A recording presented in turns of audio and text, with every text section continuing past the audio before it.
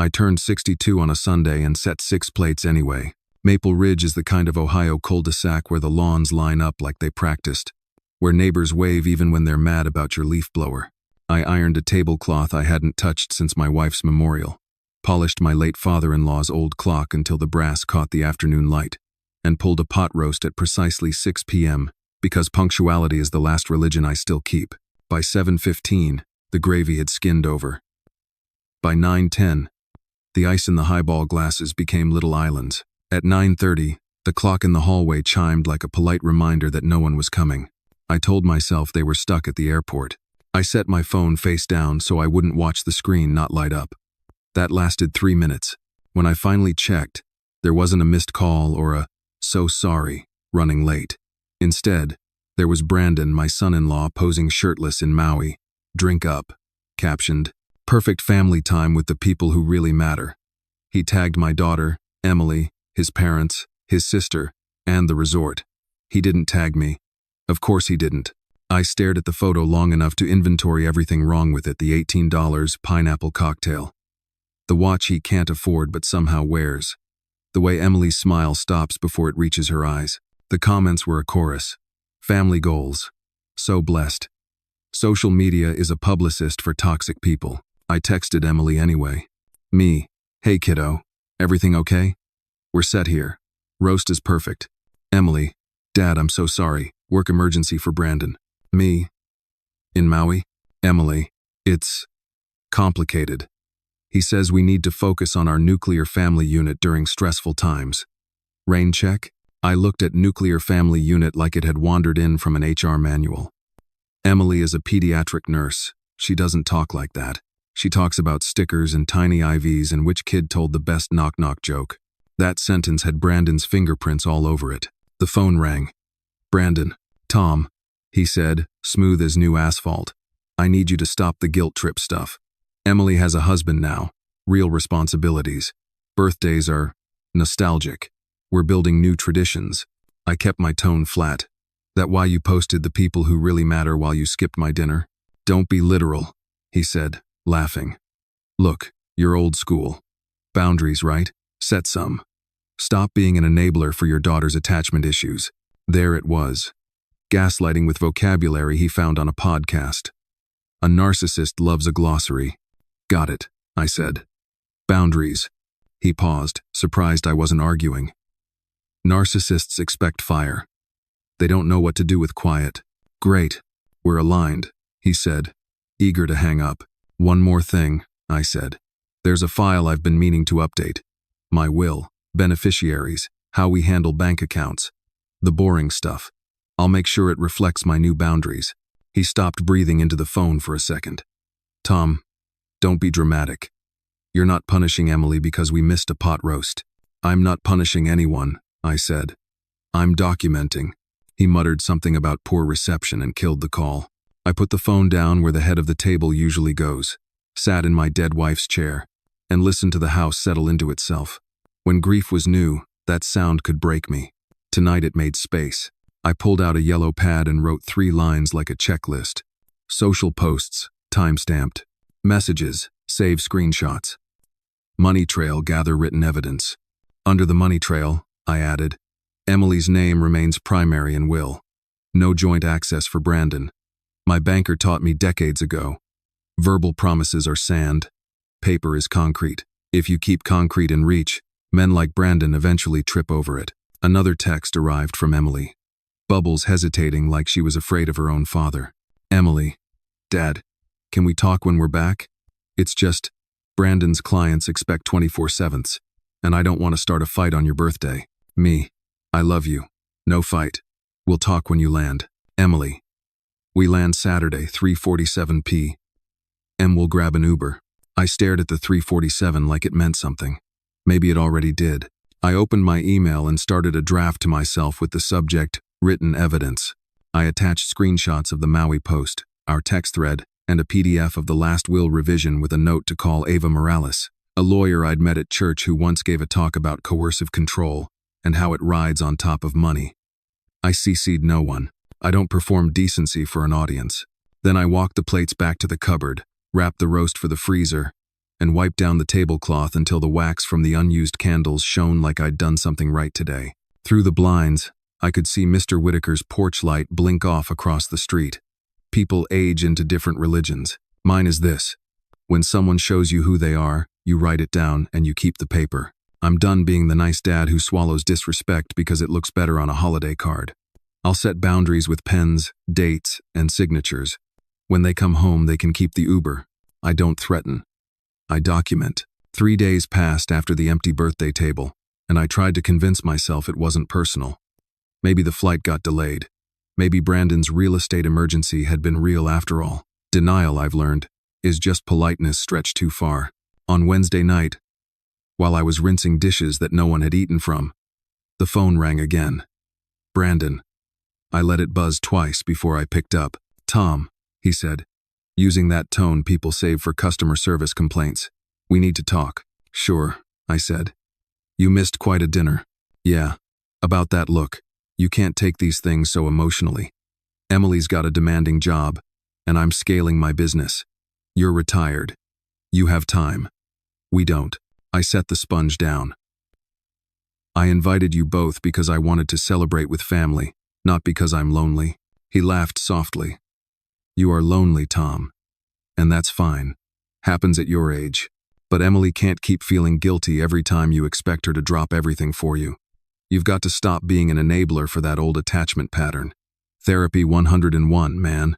There it was again, the buzzword, arrogance, of someone who'd memorized a podcast and decided it made him wise. I didn't answer. I wanted to see where his script would go. "Boundaries," he continued. "Healthy ones. That's all we're trying to set. Emily needs space to grow, to prioritize her core family unit." Core family unit. He said it like it was a trademark. "So where do I fit in?" I asked. Pause. "You're part of the extended network, obviously. We love you. But you've got to understand family dynamics evolve. Don't take it personally. And about the will, Emily told me you'd been talking about updating it." My chest tightened. "I did." "Why?" "I just think you should have some clarity. Maybe simplify things. Emily and I are joined on a few small accounts now, right? The easier the structure, the fewer headaches later." There it was. The real reason for the call wasn't boundaries or emotional growth. It was money. He wanted to know where the assets landed when I was gone. I kept my tone mild. "I'm simplifying, all right. You don't have to worry." "Good," he said, relieved. "Because we're planning for the future, and it'd help to know. I'll make sure everything's documented." I cut in. "In writing. With dates and signatures." He chuckled nervously. "You engineers and your paperwork. I like things that hold up under inspection." That silence on the other end told me he understood more than he wanted to. "Look, Tom, I didn't mean to. I know exactly what you meant." He hung up first. I stood in the kitchen, staring at the foam on the dishwater. There's a special kind of anger that doesn't explode, it calcifies. You start replaying old scenes and realize how many times you excused disrespect because you didn't want to make waves. You mistake your patience for kindness until someone starts using it as leverage. That night I couldn't sleep. I kept hearing the phrase "core family unit" echo like a metronome in my skull. I pulled out the old banker's box of documents, mortgage paid off, pension details, the life insurance my wife and I set up back when Emily was in high school. I'd built my whole life on logic and paperwork. That's what made me useful. Turns out it might also save me. At 2 a.m., I drafted an email to myself titled "New Boundaries." Remove Brandon from all joint authorizations. Separate emergency contacts for Emily's hospital HR forms. Update beneficiaries with Attorney Morales next week. Keep written copies, notarized, sealed. Then, almost without thinking, I opened Facebook again. The Maui album had grown. Brandon had posted another shot him on a balcony. Champagne glass raised, caption, "Building the life we deserve." Building, I thought. More like borrowing. I scrolled down and saw one of his hashtags. Number family legacy. That word hit me like a nail. Legacy. My late wife, Allison, used to say, "A legacy isn't what you leave to people. It's what you leave in them."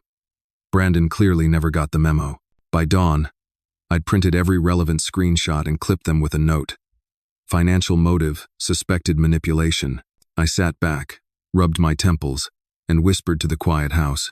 He's not setting boundaries. He's drawing theft lines in pencil. Quote, the clock in the hallway struck 6, steady as judgment. I poured myself black coffee and finally admitted the truth out loud, something I hadn't said in years. I've been too nice, too forgiving. That ends today. Because this wasn't about a missed dinner anymore. It was about control, who had it, who abused it, and who was about to take it back. I've spent 40 years solving problems that other people couldn't see. Stress fractures, torque imbalances, misaligned systems, always something hidden beneath the surface that made the whole structure wobble. Turns out people break the same way. After that call with Brandon, I didn't sleep much. My brain kept running in loops, trying to find the fault line in my own family. Somewhere between the words core family unit and joint accounts, I realized this wasn't emotional distance, it was a slow, deliberate takeover. Thursday morning, I opened the blinds and watched the empty street. Maple Ridge looked peaceful, garbage bins lined up neatly, mail trucks humming, dogs walking their owners. But my house felt like a sealed lab waiting for an experiment to begin. I made a list, because that's what engineers do when the system fails. Isolate variables, test hypotheses. Problem. My daughter doesn't think like herself anymore. Possible cause. Prolonged exposure to a narcissist who's gaslighting her. Goal. Reclaim control without becoming toxic myself. It sounds clinical when you write it down, but it was the first time in months I felt clarity instead of grief. I dug out an old notebook from the garage, the kind with graph paper and coffee stains, and titled it Project Hale, Structural Reinforcement. If Brandon wanted to treat my family like a hostile acquisition, I'd audit him like a bad investment. I started with the obvious. His company, Cole Realty Group. Quick search, clean website, expensive design. But reviews? A different story. Complaints about hidden fees, pressure tactics, promised listings that never existed. I copied everyone into a folder. Patterns always reveal the truth faster than feelings. Next, his social media. He posted constantly cars, cocktails, motivational garbage about grind culture and manifesting abundance. But the timestamps didn't lie. 3 separate posts in Maui lined up perfectly with the hours Emily told me he was handling clients. He wasn't managing real estate deals. He was managing a lie. Then came the bank angle. Years ago, Allison and I had opened a small account for Emily when she graduated college savings to help her buy her first home. I still had view-only access. The balance was lower than I remembered. Transfers every few weeks to a joint account under Hale Cole. Withdrawals labeled business expenses. Brandon's business, not hers. That's when my pulse shifted from sadness to something sharper purpose. I opened a new document titled Evidence, Written. I saved screenshots, PDFs, transaction histories, each one labeled by date and time. My fingers remembered the rhythm of old project logs, precise, neat, defensible. Paper never gaslights you. Around noon, I drove to the hardware store for printer ink. At the checkout, Mr. Whitaker, my neighbor, squinted at me. You okay, Tom? You look like you're drafting blueprints for a war. At is no be dep tendering 2 men to do havre 7. Something this very to our. Maybe I am, I said, but it's one worth fighting. That afternoon, I called a number I'd scribbled months ago from a church bulletin. It was a local private investigator, Jack Corbett. His ad had said, "Truth is cheaper than regret." He answered on the second ring. His voice was steady, the kind of man who's heard every excuse humans can make. "Mr. Corbett," I said, "I need someone discreet. My son-in-law's lying to my daughter, possibly stealing from her. Maybe worse. I need verification before I act." "How far are you willing to go?" he asked. "As far as I need to without breaking the law." He exhaled softly. "Good answer. Meet me tomorrow morning, 9 a.m. at the cafe by the courthouse. Bring any digital evidence you've got. We'll start a file." After I hung up, I sat in silence. My reflection in the window looked older than I remembered, but not weaker, just recalibrated. For the first time since Allison's funeral, the house didn't feel like a tomb. It felt like command central. Before bed, I opened my notebook again and added a line under goal. Was I enabling their toxic behavior all this time by being too nice? The answer came faster than expected. Yes, all those years of being the calm father, the understanding widower, the man who avoided conflict in the name of harmony. I'd trained people to think my silence was consent. But that's the thing about quiet men. Once they decide to speak, they don't yell. They file reports. They organize timelines. They build cases. I shut the notebook and whispered, "It's time to stop feeling guilty and start fighting back."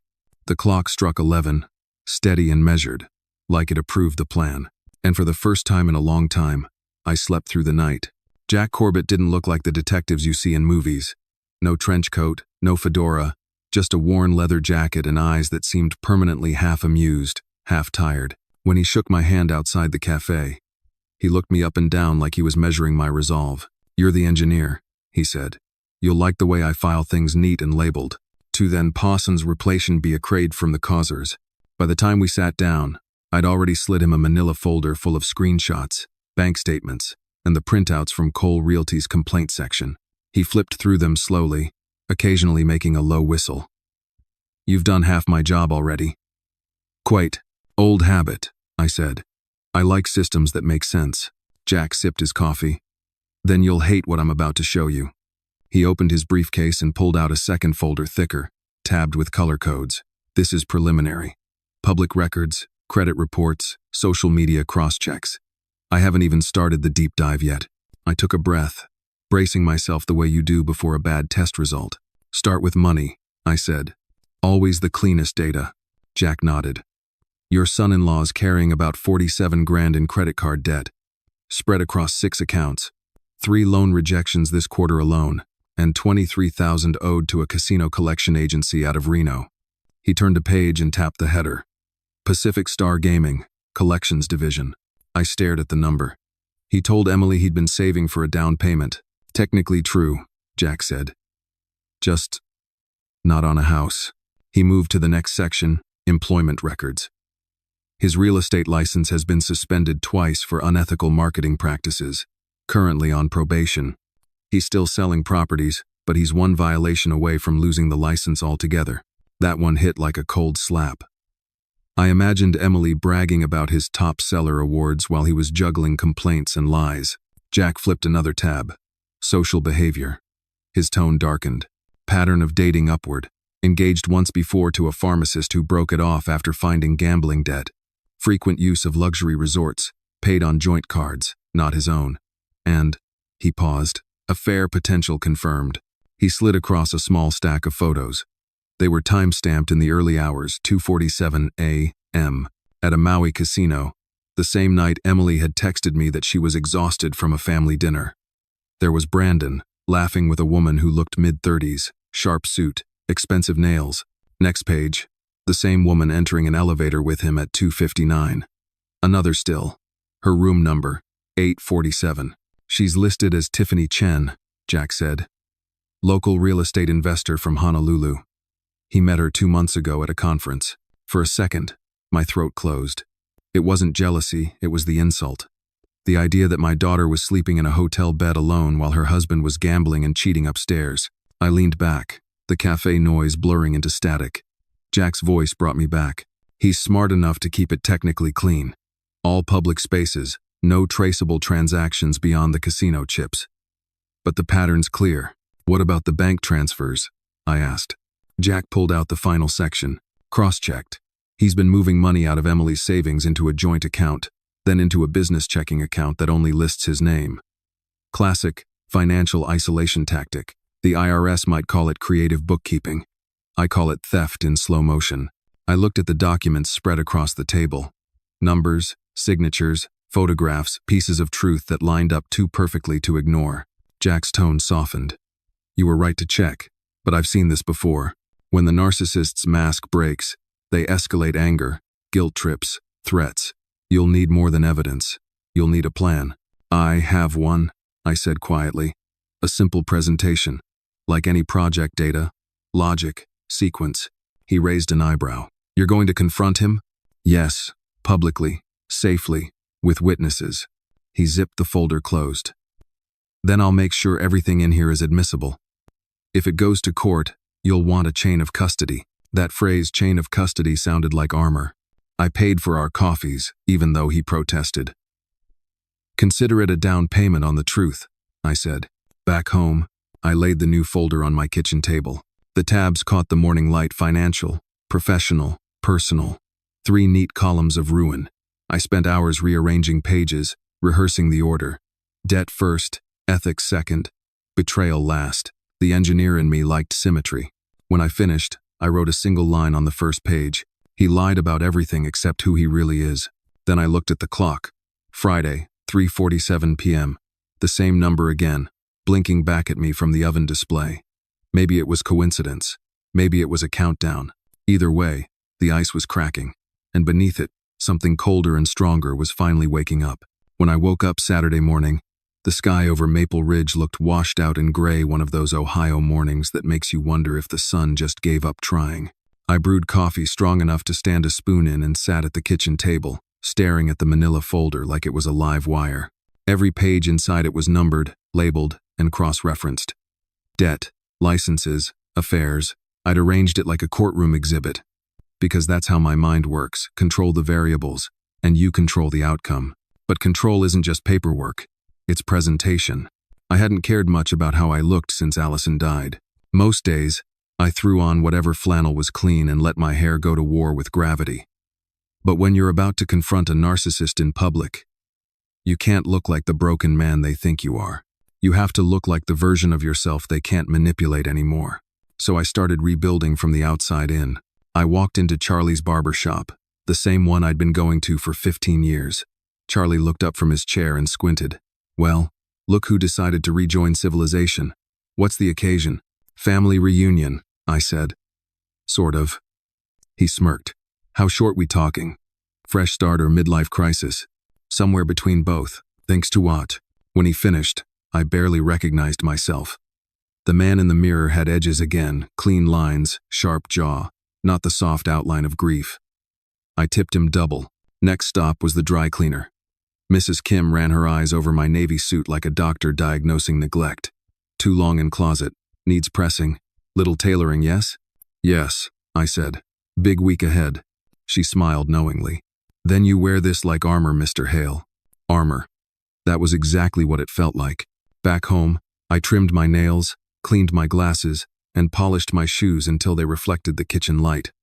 Then I installed the doorbell camera I'd been avoiding since last Christmas. I followed every instruction carefully, wiring it myself, connecting it to my phone. Now, whoever came to my front door, Brandon, a lawyer, or anyone else, I'd see them first. That gave me comfort. While the system updated, I checked my email. Jack Corbett had sent a short message. Subject: verified. Everything in your file checks out. All sources clean, no illegal collection. Use freely. Good hunting. I replied with 2 words. Thank you. Then I printed one more copy of the report and sealed it in a new manila folder, identical to the first. Red label on the cover. For Emily. After lunch, I went for a walk through Laurelhurst Park, something I hadn't done since Allison's chemo days. The trees were starting to turn, the kind of orange that makes you nostalgic for things you can't name. I passed joggers, couples walking dogs, and for a moment, I felt almost ordinary. But under that calm, everything inside me was rearranging, fear turning into focus, sadness into structure. That's when Mr. Whitaker, my neighbor, called across the street as I got back home. You look sharp, Tom. Got a date? I smiled. Something like that. He tilted his head. Need backup? Actually, I said, maybe I do. You still got that part-time gig at the airport security office? Every Saturday, he said. Why? Because I might need a friendly face near baggage claim tomorrow. Whitaker grinned. Just say the word. Later that evening, I opened my calendar app and created an event. Flight 47, arrival 3:47 p.m. Location: Portland International Airport. Notes: Truth lands. I practiced my lines in the mirror until they sounded calm, almost casual.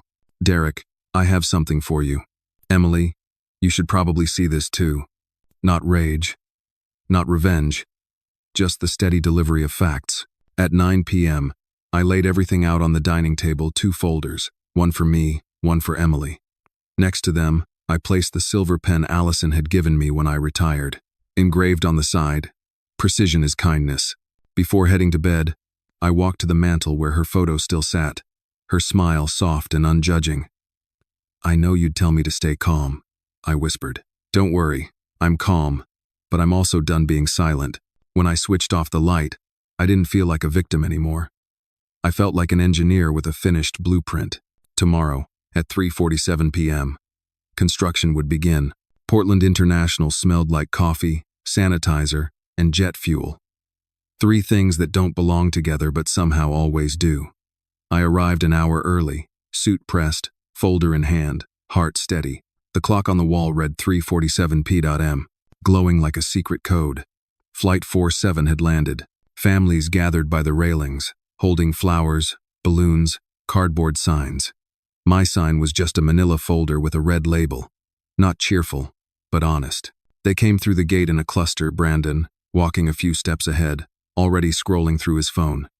Emily, trailing behind him, tired but still radiant in that way only good souls can be, and behind them, his parents and sister, sunburned from Maui, dragging expensive luggage that probably cost more than my car.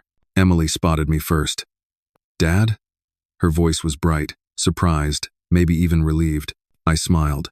"Welcome home, sweetheart. It is not tuox and tasing with a 9. Tungli." Tungli. She hugged me, and for 3 seconds, it was real, the daughter I remembered. The one who used to bring me coffee when I worked late in the garage. Then Brandon broke the moment. "Tom," he said, his fake smile locked in place. "Didn't expect to see you here.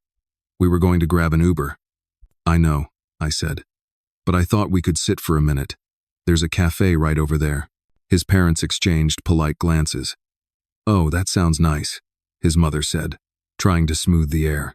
Brandon hesitated. He wanted control. I was offering conversation, but my tone told him it wasn't optional. We took a table in the corner. Circular, stainless steel, felt like a chessboard. Emily sat beside me, Brandon across. His family filled in the rest, a perfect audience. "So," he said, still playing charming son-in-law, "how's retirement treating you, Tom?" "Staying busy?" "Busier than you'd think," I said. "Actually, I've been doing a little research. Found something interesting." He laughed lightly. "Research? About what?" I slid the folder across the table. "You." The sound of paper on metal was sharper than I expected. He blinked at it, then at me. "You've been going through my stuff? I don't go through things, I verify them." He opened the folder, confident at first, flipping through the first few pages like it was a joke he could shrug off. Then his eyes caught the credit statements. The color drained from his face. "What is this?" his father asked, leaning forward. Brandon tried to speak, but I kept going, calm and steady. 47,000 in credit card debt, 23,000 in casino collections, 3 rejected loan applications, and that's just section 1. Emily looked from me to Brandon, confusion tightening her features. "Debt? You said we were saving." "Investment leverage," Brandon said quickly. "These are old records. He's twisting things. Then maybe you can explain the second tab," I said, nodding at the next divider. "The one with your suspended real estate license."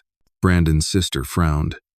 "You told us that issue got cleared up months ago." "Noth." His hands started to tremble. He flipped faster, then stopped when the photos appeared him and Tiffany Chen at the Maui casino. The timestamp clear. 2:47 a.m. Emily's face went pale. "Who is she?" He slammed the folder shut. "This is harassment. He hired some creep to follow us on vacation." "Yes," I said evenly. "A licensed investigator. Everything in that folder is public and legal. The photos, the debt, the gambling facts. You can call it harassment if it makes you feel better. But it's still the truth." His mother's voice wavered. "Brandon, please tell me this isn't what it looks like." "It's business," he snapped. "I was networking." "At a casino?" Emily whispered. He turned on her, voice sharp. "You gonna believe him over your husband?" "He's manipulating you, Emily. That's what narcissists do, they pretend to be victims." Funny how easily the word rolled off his tongue, aimed the wrong way. I leaned in just slightly. "Projection's a classic sign of a narcissist, Brandon. You might want to look it up." His chair scraped against the floor as he stood. "Enough. We're leaving." Emily didn't move.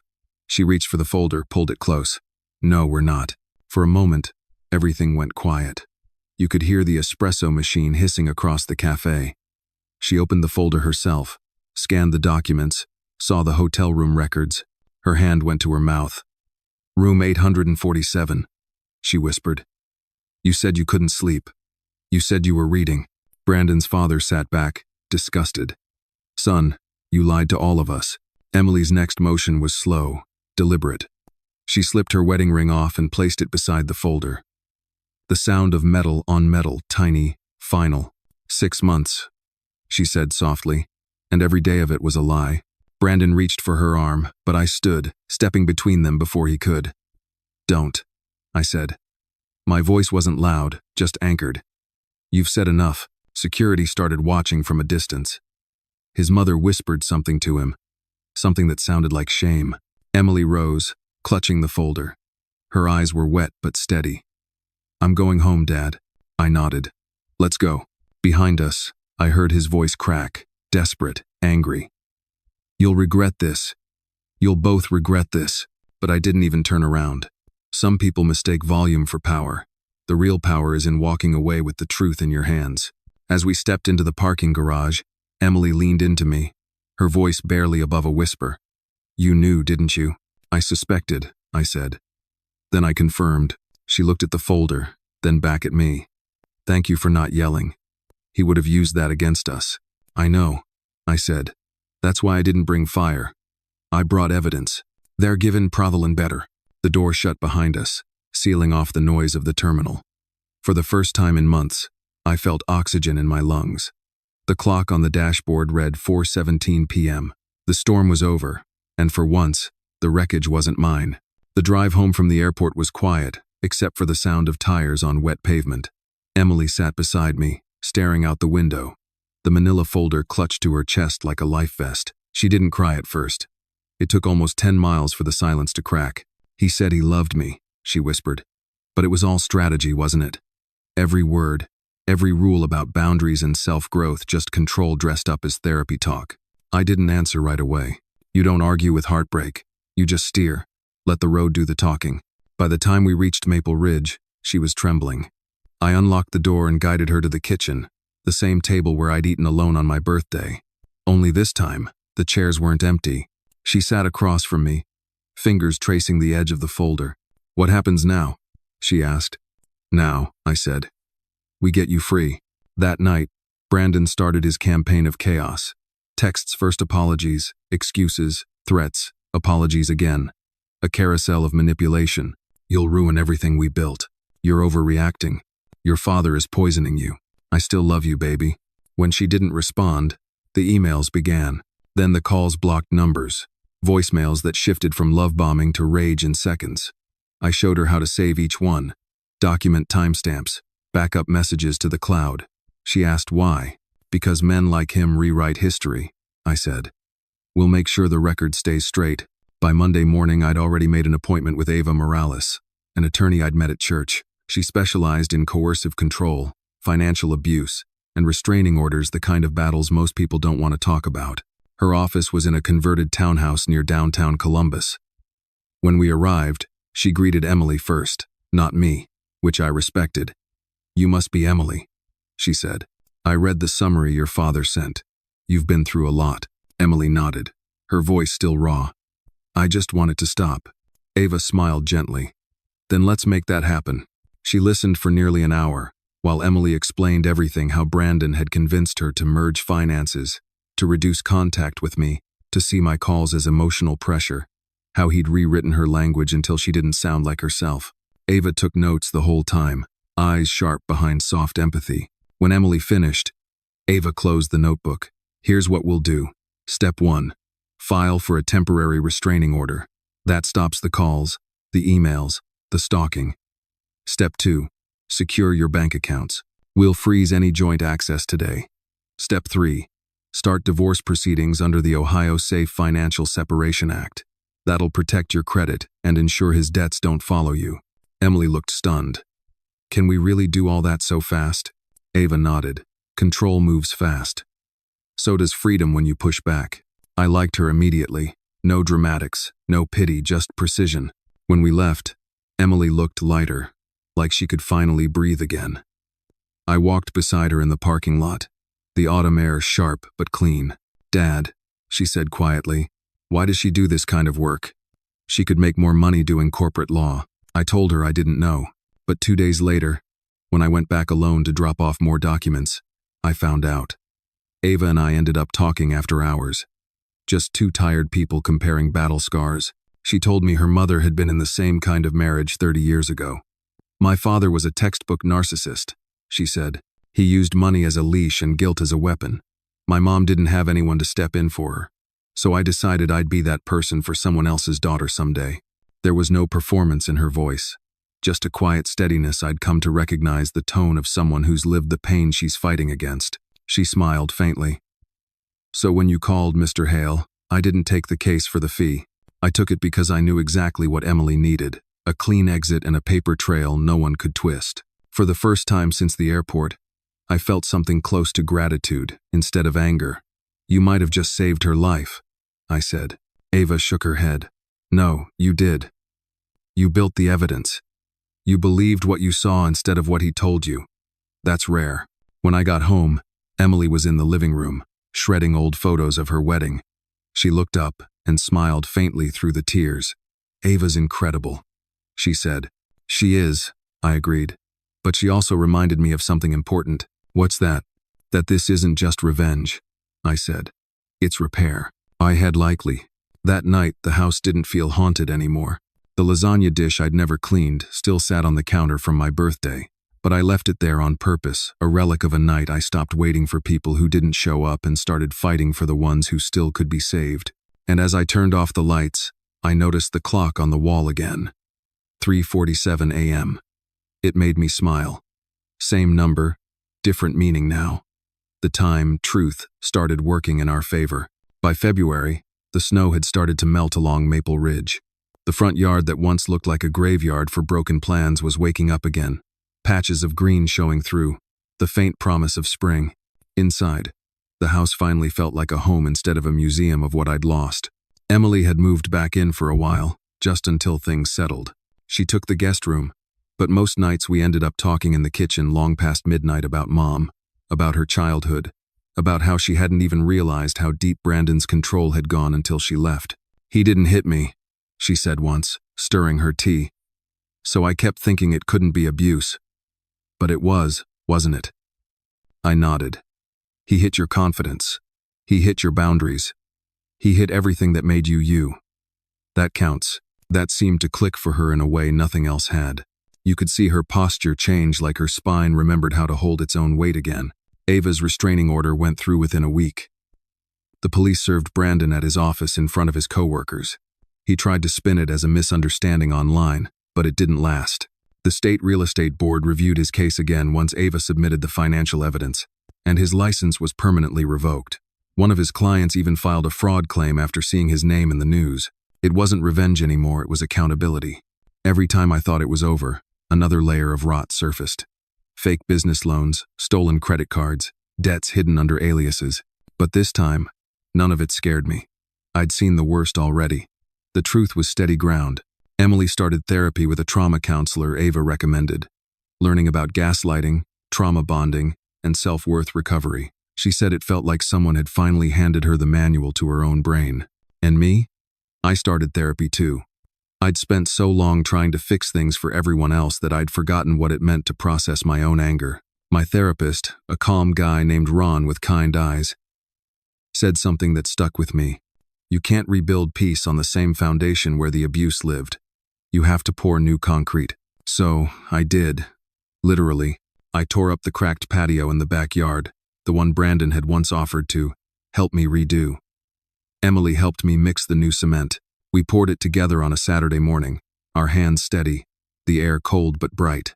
When it dried, we carved our initials into the corner, T+E, fresh start.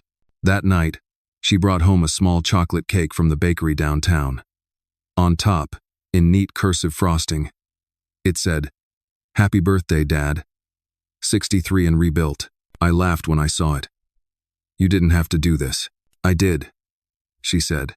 "You deserve one party where people actually show up." It wasn't fancy. Just me, Emily, her friend from the hospital, Ava, and old Mr. Whitaker from across the street, who brought a bottle of cheap red wine. We ate, we talked, we laughed. No grand gestures, no performative forgiveness. Just warmth. Real warmth. When it came time to blow out the candles, I looked around the table, the faces, the light, the ordinary joy of it all. For the first time in a long time, I didn't feel the need to wish for anything. After everyone left, I found myself alone in the living room, the quiet, kind of peaceful. On the mantel sat 2 photos, Allison's, still smiling in her favorite summer dress, and a new one, Emily, at her nurse practitioner graduation, holding her diploma with pride. I placed them side by side, past and future, finely balanced. I thought about what Ava said the last time we spoke. Justice isn't always loud, Tom. Sometimes it's just a daughter sleeping safely in her own bed again. She was right. I poured a glass of wine, sat by the window, and looked out at the new concrete catching moonlight. For once, it didn't look like a tombstone. It looked like a beginning, because the truth is, revenge only feels good for a moment, but reclaiming peace that lasts. And that night, as the clock blinked, 3:47 a.m., again, I realized something. It wasn't just the number that kept repeating, it was a message. Every ending happens right on time. 6 months later, I got a letter. Not the kind typed by lawyers or stuffed with debt collection threats, but a real letter handwritten, addressed in faint blue ink. The return name made my chest tighten for a second. Ellen Stone, Brandon's mother. I sat at the kitchen table before opening it, the same spot where everything had started a year ago with an untouched birthday cake. The same table where I'd once felt invisible. Now it felt like command central. Her handwriting was shaky but careful. Mr. Hale, I owe you an apology. When you showed us that folder at the airport, I thought you were being vindictive. I didn't want to believe my son could be that cruel. But you were right. About everything. Brandon has entered a treatment program for compulsive gambling. His father and I have cut him off financially. He blames you, of course. But I don't. You gave my son something we never had the courage to give him consequences. Thank you for protecting Emily. She deserved better than the life he tried to build on lies. I hope one day you can forgive us for not seeing it sooner. I folded the letter slowly, sat back, and let the words sink in. Not triumph, not satisfaction. Something gentler. Closure. Maybe. For years, I'd believed justice was about punishment, seeing someone pay, but sitting there, I realized justice could also mean exposure, the truth laid bare, so nobody could keep hiding behind charm and manipulation again. Emily came downstairs, still in her scrubs after a long hospital shift. She noticed the letter on the table. Who's that from? Brandon's mother, I said. Her eyes widened. What does she want? To make peace, I think. She's finally seeing him clearly. Emily sat across from me, sipping her coffee. Do you think he'll ever change? People like that rarely do, I said softly. But sometimes, the people around them do. That's what matters. She nodded, thoughtful. Ava says the brain rewires itself after trauma, that you can't undo what happened, but you can retrain your instincts. She's right, I said. We both did. After she left for work, I drove to Powell's Books, where I'd first met Jack Corbett, the private investigator. I hadn't seen him since he dropped off the evidence that blew everything open. He was sitting in the cafe again, same leather jacket, reading. In cold blood, some habits stick. Well, if it isn't the engineer who dismantled a narcissist, he said when he saw me. I figured I owed you a coffee, I said. He grinned. Then it must have worked out. I told him about the restraining order, the divorce, the graduation, about how Emily was thriving again. He listened quietly, nodding like a man who'd heard too many versions of the same story but still cared about this one. You did good, he said finally. Most folks want revenge. You wanted recovery. There's a difference. I used to think revenge was the goal, I admitted. Turns out it's just the spark. What you build after that's the real victory. He raised his coffee. To building after. I smiled. To boundaries that stay built. That night, back home, I walked out to the backyard. The concrete Emily and I poured had fully cured now, smooth and pale gray under the porch light. On it, faint but visible, were our initials, T+E, fresh start. I crouched down and brushed off a layer of dirt that winter had left behind. Then, on impulse, I took a small chisel and added one more word under it. Free. It wasn't for Brandon. It wasn't even for Emily. It was for me. Because the truth is, when someone's been chipping away at you for years, Freedom doesn't feel like fireworks. It feels like silence, the kind that's earned, not given. The kind that lets you breathe without asking permission. Before heading inside, I checked the new mailbox by the curb, installed last month. It gleamed in the streetlight, a small upgrade that somehow felt symbolic. I'd even engraved a tiny number plate on it. 347. Some patterns, it turns out, become markers instead of memories. Inside, I poured a cup of tea, looked around the house, and smiled. The same walls, the same furniture, but none of it carried the weight it once did. This wasn't the place where I'd been abandoned. It was the place where I'd taken my power back. I thought of Allison, of her laugh, her patience, of what she'd say if she could see Emily now strong, steady, unbroken, and me finally at peace with the word enough. I raised my cup slightly toward her photo on the mantel. We did it, love. Took a while, but we did it. Outside, the wind picked up, carrying the smell of spring rain. Somewhere in the distance, a church bell rang, not mournful this time, just rhythmic, steady, alive. And as the sound faded, I realized the echo of justice isn't loud. It doesn't demand applause. It's the quiet after the storm when the truth stands alone. And finally, nobody's lying anymore. It's funny how peace doesn't announce itself. It just sneaks in one day, quiet and unremarkable, and sits down where the chaos used to live. I didn't notice it at first, not until I realized my mornings had become slower again. Not heavy, but steady. The coffee didn't taste bitter anymore. The air in the house didn't hum with anxiety. It's been a year since the night I confronted Brandon, a full cycle of seasons, grief thawing into resolve, anger cooling into understanding. Life didn't go back to what it was before. It built something new out of the ashes. Emily's doing well. She moved into her own apartment downtown, closer to the hospital. Still visits every Sunday. For breakfast, our old ritual, resurrected but lighter this time. She laughs more. She's even dating again, a quiet guy named Tomas, who treats her with the kind of gentleness you don't have to earn. Last weekend, she asked me something that stopped me in my tracks. Dad, do you ever regret how far you went to expose him? I thought about it before answering. No, I said, but I regret waiting so long to start. There is not real after getting to the crowd. That's the thing about toxic people, they train you to doubt your own reality. You start thinking politeness is morality, that staying silent is love. But silence isn't love. It's surrender. And sometimes, the kindest thing you can do is stop letting someone hurt you. Ava said something similar the last time we met for coffee. Survivors often mistake endurance for strength, she told me. Real strength is walking away before the damage becomes your identity. She's right. I used to think my patience made me good. Now I know it just made me easy to use. I've started volunteering at a community center that runs support groups for people escaping manipulative relationships, spouses, parents, even business partners. Most don't recognize their own story when they first arrive. They sit there, eyes down, voices small, saying things like, "It wasn't that bad." But then someone else starts talking, and you can see the light click on the moment they realize they're not crazy, not alone. That moment is why I keep showing up. Sometimes, I share parts of what happened. Not the dramatic stuff, the evidence, the airport, the breakdown. Just the quiet lessons afterward. How to keep boundaries like fences that open but never collapse. How to listen to your gut even when it whispers against someone else's shouting. How to forgive yourself for being kind to the wrong person. The forgiveness part took me the longest. Brandon eventually disappeared from our lives completely. The last we heard, he'd moved to Nevada, working some low-level job at a used car lot. A friend sent me a link to one of his online posts, something self-pitying about fake victims and family betrayal. I didn't even read the whole thing, I just clicked close.